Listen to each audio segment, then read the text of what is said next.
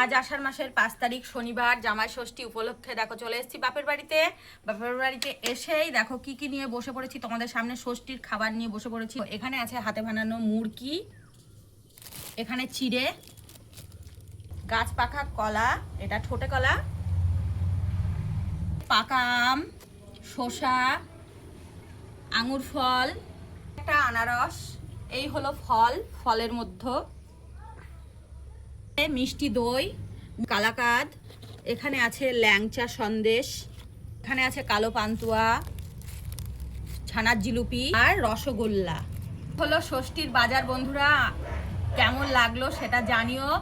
আর তোমরা কি ষষ্ঠীতে গেছো জামাই ষষ্ঠী করতে সেটাও জানিও। যাই হোক, এই যে মায়ের হাতে বানানো মুরগি একটু খেয়ে বলি কেমন সুস্বাদু হয়েছে। বহুদিন পরে খেলাম বন্ধুরা। এই যে রসগোল্লা খেয়ে বিদায়।